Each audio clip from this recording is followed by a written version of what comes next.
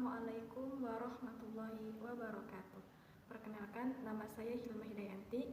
Saya dari jurusan Pendidikan Bahasa Arab semester 3 kelas C dan dari mata kuliah Pengantar Pembelajaran Bahasa Asing dengan dosen pengampunya Bapak Hasan Saifullah MAG.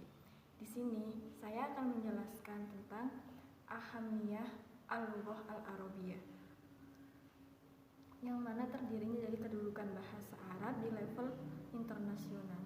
Nah, pada saat ini bahasa Arab bukan lagi hanya dianggap sebagai bahasa pesantren dan bahasa kitab kuning saja, melainkan sudah mulai digunakan dalam bahasa sehari-hari dan juga sebagai pola pergaulan anak-anak muda pada zaman sekarang. Dengan itu sudah dapat diakui sebagai bahasa internasional dan juga di sekolah-sekolah di dunia, misalnya di Afrika, Amerika, Singapura, dan lain sebagainya. Angka 0, 1, 2, 3, 4, 5 dan seterusnya merupakan kontribusi bahasa Arab yang besar sekali sumbangannya terhadap usaha mempermudah hitungan dan penulisan angka.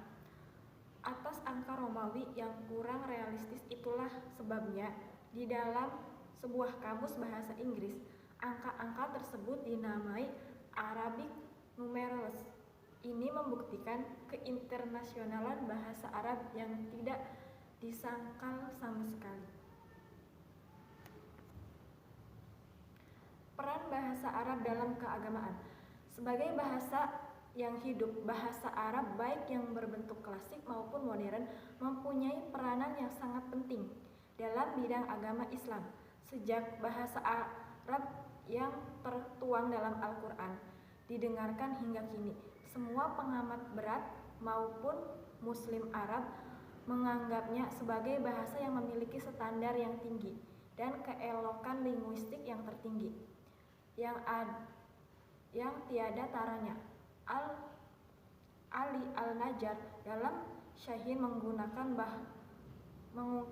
bahwa bahasa Arab merupakan bahasa yang tertuas dan terkaya kandungannya.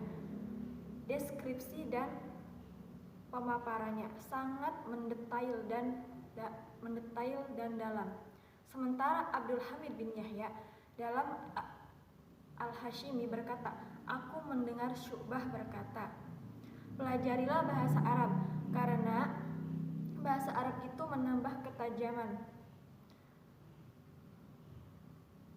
daya nalar." Sementara Aqwi menulis bahwa Amir al-Mu'minin Umar bin Khattab berkata, "Hendaklah kamu sekalian tamak mempelajari bahasa Arab, karena bahasa Arab itu merupakan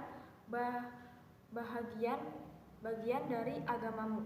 Oleh karena itu, Abdul Alim Ibrahim berkata bahwa bahasa Arab merupakan bahasa orang Arab dan sekaligus juga merupakan bahasa agama. Sementara itu, Abdul Hamid bin Yahya dalam Al-Hashimi berkata juga bahwa Asy'bah berkata, "Pelajarilah bahasa Arab, karena bahasa Arab itu akan menambah ketajaman daya nalar." Selanjutnya, peran bahasa Arab sebagai sosial budaya.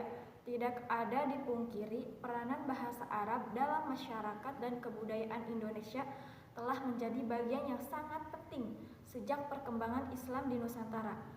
Pada abad ke-13 dan sebagian mengatakan abad ke-7 Islam masuk ke Indonesia. Sekarang ini bahasa Arab bukan saja bahasa Al-Quran, bahasa agama Islam yang tumbuh di kalangan pesantren, madrasah, cendekiawan, ulama santri, perguruan Islam lebih dari bahasa Arab.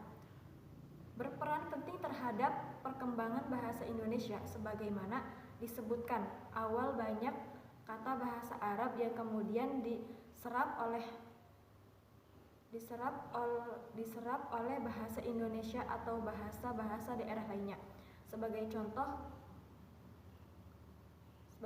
pada beberapa hal ini terlihat berbagai bidang. Misalnya pada ucapan seketen di Keraton Surakarta, Yogyakarta, upacara adat, perkawinan, khataman, khitanan, sampai pada kata suci suci yang mengandung makna di dalam mantra-mantra yang masih dipercaya dan seringkali dipakai oleh sebagian masyarakat Indonesia lain seperti aliran kebatinan masih banyak menggunakan bahasa Arab dan upacara mereka. Apa sih pentingnya mempelajari bahasa Arab? Pentingnya mempelajari bahasa Arab yang pertama, karena bahasa Arab adalah bahasa Al-Quran. Kita sebagai umat muslim wajib untuk memahami Al-Quran, karena bagi umat Islam, Al-Quran adalah pedoman hidup bagi manusia di dunia. Namun, bagaimana kita dapat memahami Al-Quran apabila kita tidak mengetahui artinya? Yang kedua, karena bahasa Arab adalah bahasa yang digunakan oleh Nabi Muhammad SAW dalam menyampaikan hadis-hadisnya, melainkan kitab-kitab fikih yang disampaikan juga menggunakan bahasa Arab. Jadi, memahami bahasa Arab adalah pintu gerbang untuk memahaminya. Yang ketiga, susunan kata dalam bahasa Arab tidak begitu banyak, umumnya terdiri dari 3 huruf sehingga lebih mudah untuk diucapkan dan dipahami. Mungkin sekian saja dari saya, kurang dan kurangnya mohon maaf. Billahi taufiq wal hidayah. Wassalamualaikum warahmatullahi wabarakatuh.